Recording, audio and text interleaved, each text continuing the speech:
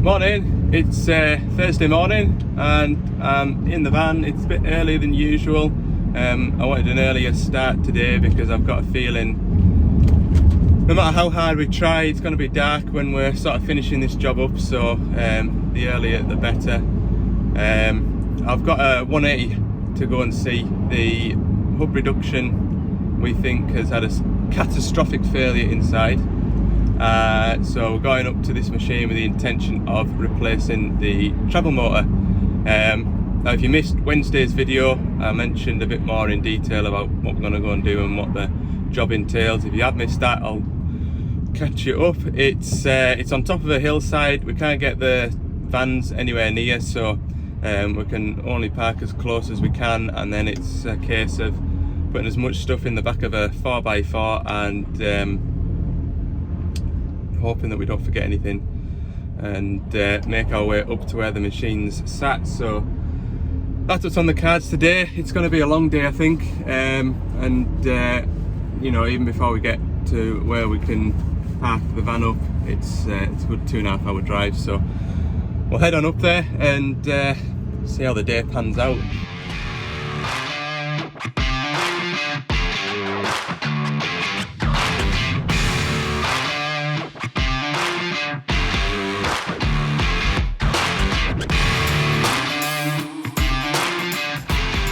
So we're just loading up that Land Rover with the track pin press and the new travel motor, and I'm going to pick my brains as to what all I think we're going to need, and what we probably won't need, but I'll take anyway, because if I leave it down here we probably will need. So yeah, just have a good think about things. Right, we're loaded up and van's down there on that road all locked up. This is the time now when you're trying to remember that you've got everything. We've got about a 15-minute drive up here now. At least the weather's dry anyway. It's not too cold either. Sure there'll be a wind when we get up here.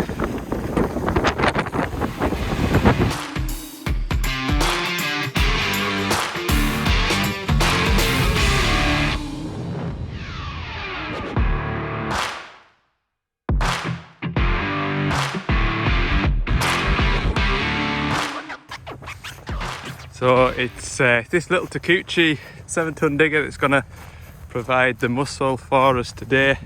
We'll use it to pull the track round to the joining link position, and we'll also use it to lift the track pin press and the travel motor in and out. So I'm going to drain the final drive oils now.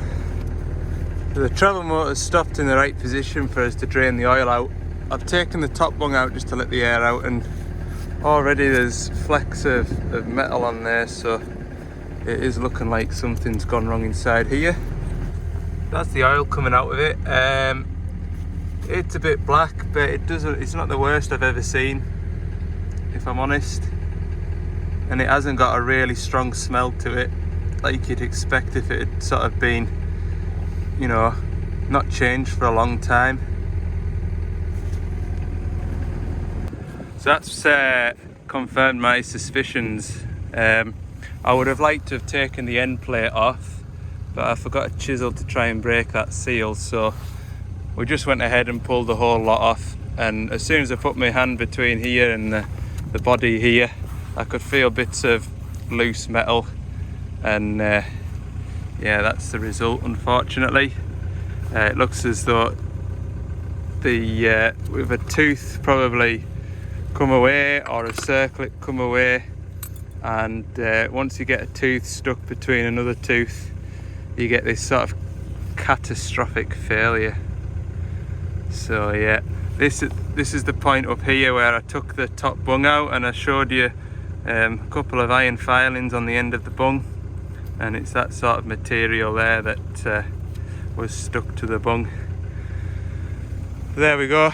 We're now in a position, because we've got nothing mechanically holding this chain now, it'll freewheel. What we can hopefully do is track the machine back the way because the joining link is just here. So we'll fetch that joining link round onto the top of the sprocket. We'll get that Takeuchi kindled up with the track pin press and we'll get this chain split. So we've got the track moved around, we've got the track pads off. We're just getting set up with this great big G-clamp. It's a hydraulic track pin press. It's like a big G-clamp. Normally what we'd do is we'd fit the pipes onto the auxiliary lines of the machine, but I've just got a feeling that it will be better off, well, for two reasons. I didn't fetch multiple different hydraulic fittings as to what this machine might be, having not seen it. Second reason being is I have a feeling the machine probably won't have enough pressure to push the pin through, so we'll just use the jack box that we've got. It takes a little bit longer, but in the long run it might not take as long because we're not messing about with fittings. So I'll set you up on a time lapse now and we'll get this track split.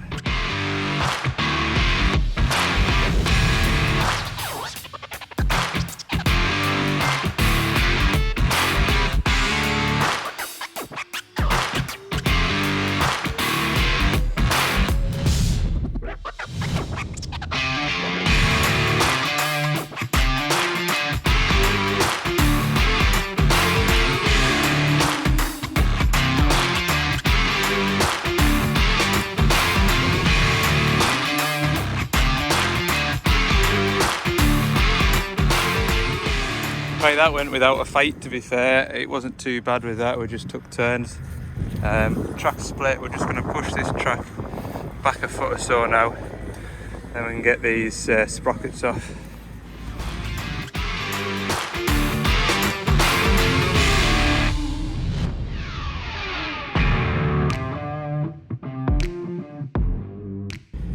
Perfect. We'll get the big bar out now and we'll break them bolts off on the sprocket.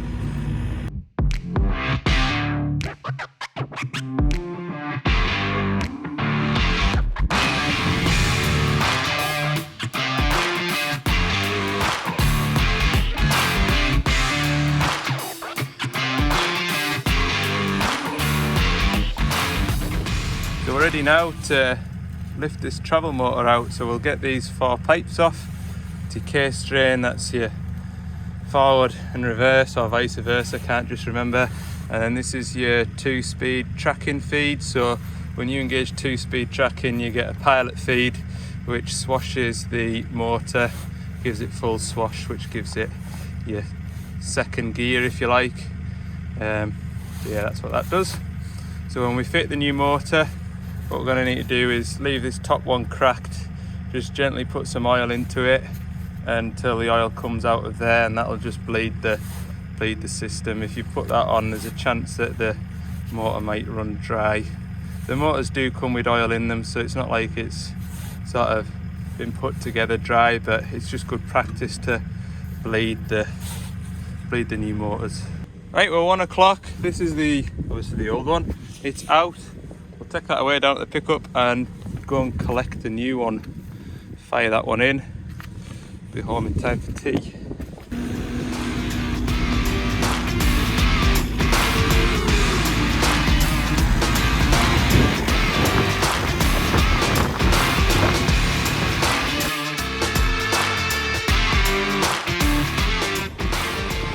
So we fetched our new final drive up. We're just going to get it swung into here now.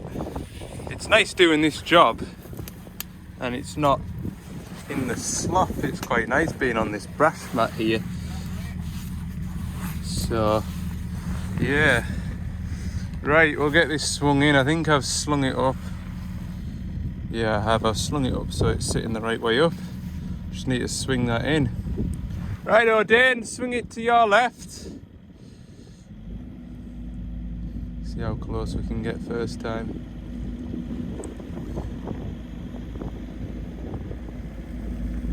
Whoa! Dip her in. Dip it to you. I'll put this down and we'll get this swung in. Hang on. Down a bit.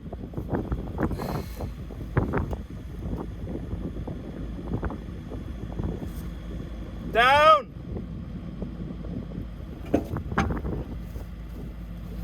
Whoa! Swing that way! Keep going! Whoa! I'll hold it. Whew. Right. Bolt holes are half a hole out. Of course we are. Where's me there?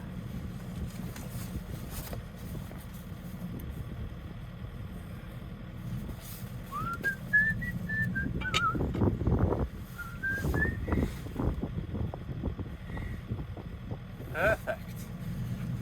A couple of these running.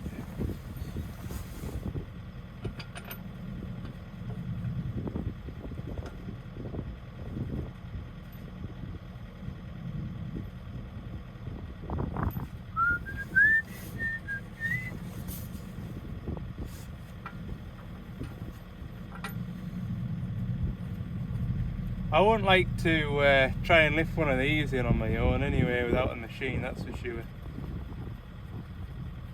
You know, there's 3 of us here today and I think we'd still struggle like.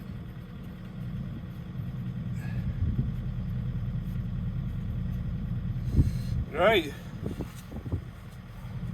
Got about 30 odd bolts to screw into this now.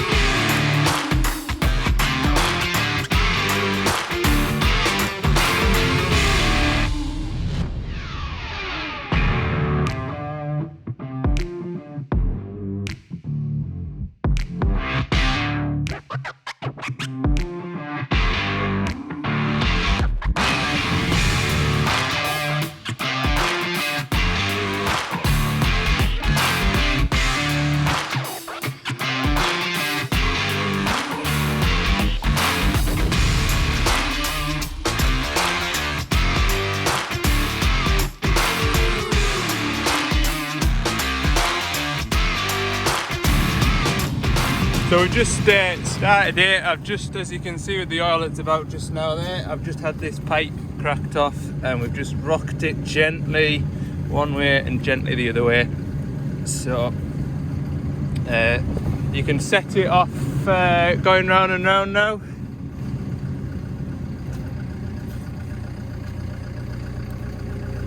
And that's running, look, lovely.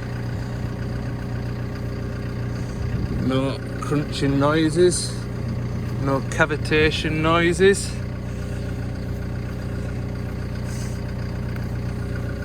And we'll just let it travel round and round and round for a few minutes now. I'll put a cable tie on here. Do it one-handed.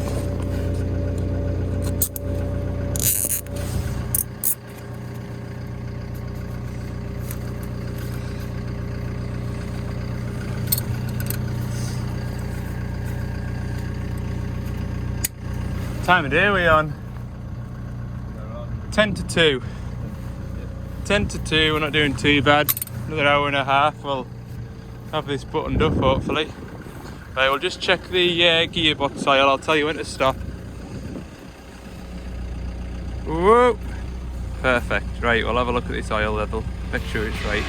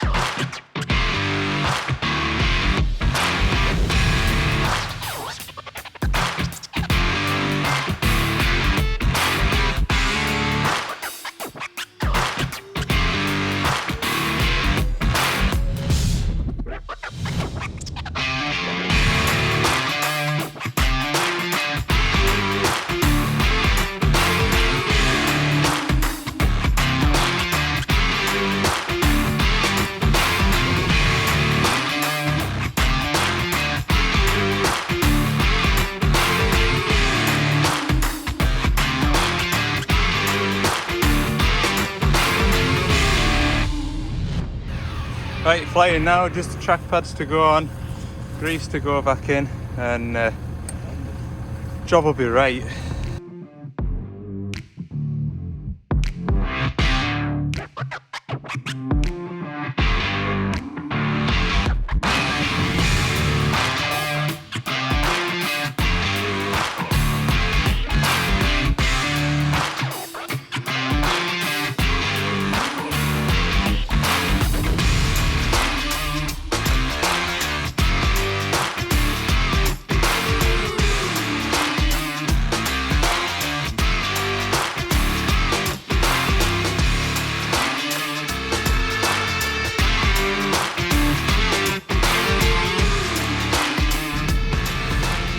Right, we're packing up now.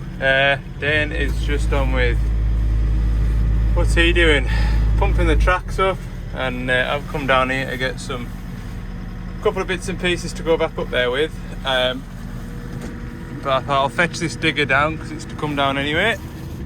Quite a nice little motor that to drive, like from over there to here. It wasn't unpleasant. It wasn't. Right, what did we come back here for? Some gloves and a sandwich. I've not had a bite to eat since 10 o'clock. So I'll just grab something to put us on. We've only 15-20 minutes left up there now. Job's gone well. I've just got to tidy up now, look.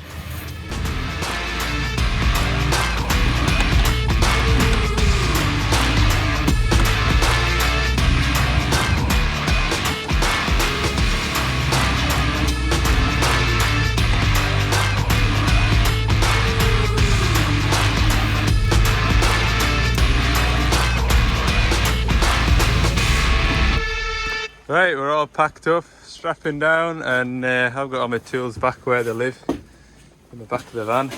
So I don't think we've done too bad today. I don't know what time it is. I'll just have a quick look now.